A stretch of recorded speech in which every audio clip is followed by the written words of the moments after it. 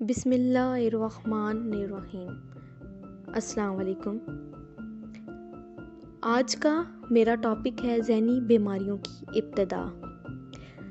آج کل ذہنی بیماریاں بڑھتی چلی جا رہی ہیں۔ میں چاہتی ہوں کہ آپ لوگوں سے کچھ باتیں ذہنی بیماریوں کے متعلق شیئر کر سکوں۔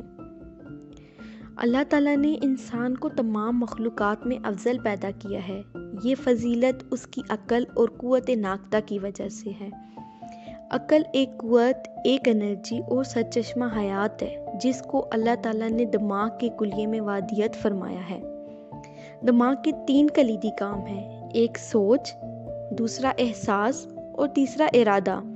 ایک پہلو صحت مند ہے، دوسرا بیمار۔ دماغ کے جس پہلو سے نشوونما اور تربیت ہوتی ہے ویسا ہی انسان بنتا ہے۔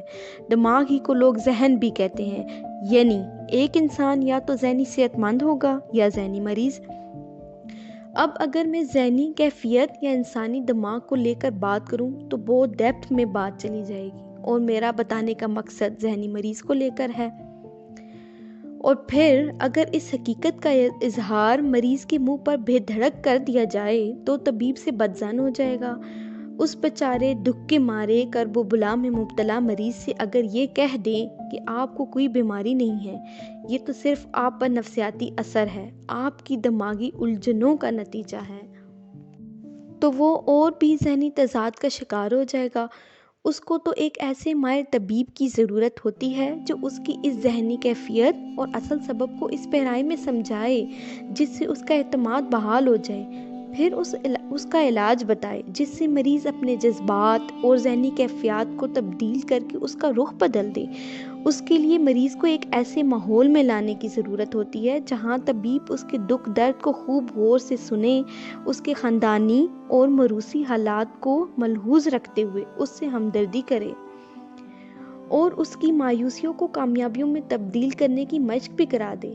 لیکن افسوس، آج ایسے ڈاکٹروں کی بے حد کمی اور فقدان ہے۔ مریضوں کی تعداد روز افزوں ہے اور ڈاکٹر مصروف ہیں۔ ایسی حالت میں آپ خود اندازہ کر لیں کہ کتنے ماہرین نفسیات کی ضرورت ہوگی۔ اسی لیے مریضوں کو عموماً خواب باور گولیاں دے کر ٹرخا دیا جاتا ہے۔ اب ڈاکٹروں اور حکیموں سے مایوس ہو کر وہ ذہنی مریض بن کر رہ جاتا ہے، اور پھر نفسیاتی کرب و بے چینی میں مبتلا مریض فقیر کا رخ کرتا ہے۔ کوئی کہتا ہے تم پر آسیب کا اثر ہے، کوئی کہتا ہے تمہارے اوپر بدرو مسلط ہو گئی ہے، اور زیادہ تر تو لوگ یہ کہہ دیتے ہیں کہ تجھ پر کسی نے کچھ کر دیا ہے۔ اب مریض ادھر سے بڑی بڑی رقمیں اور تحفے چڑھانے جاتے ہیں، ادھر سے طرح طرح کی فرمائشیں کی جاتی ہیں۔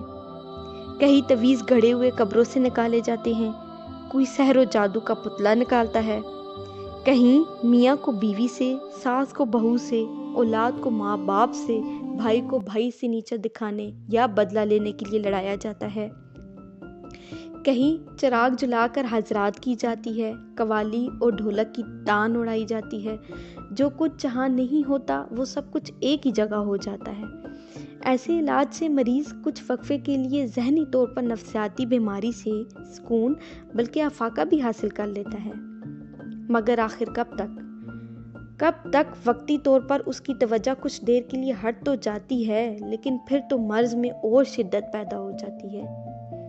کیا پیر، کیا ڈاکٹر، کیا طبیب دعویٰ یہ کرتے ہیں کہ ہم بھی خلق کی خدمت گزار ہیں، لیکن اس غریب کی کمائی سے اپنی دوزخ بھر لیتے ہیں، اور اس طرح مریض اپنی تمام دماغی صلاحیتیں کھو بیٹھتا ہے۔ اس لیے اچھا سوچیں، کسی کے لیے برا نہ سوچیں۔ آپ کے ساتھ کوئی غلط کر بھی رہا ہے تو وہ اللہ پر چھوڑ دیں۔ اللہ بے نیاز ہے، وہ کبھی اس کی طاقت سے زیادہ نہیں آزماتا۔ آخر میں آپ کو ذہنی سکون میں لانے کے لیے اتنا کہوں گی کہ کبھی دیہات میں جا کر چکر لگائیے گا۔ ایک کسان اور اس کی بیوی اپنے 9-10 بچوں کے ساتھ خوشحال اور دماغی طور پر نہایت ہی ہلکا پھلکا پائیں گے، اس لیے کہ وہ اپنے کاموں میں مصروف رہتے ہیں، انہیں کسی بھی بات کا سوچنے کا موقع ہی نہیں ملتا، اور نہ کبھی یہ خیال ستاتا ہے کہ دوسرے لوگ ان سے ہمدردی نہیں کرتے۔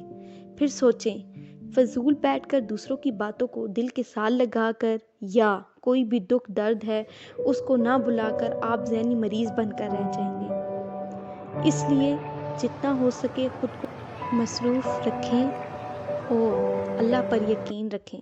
اللہ حافظ۔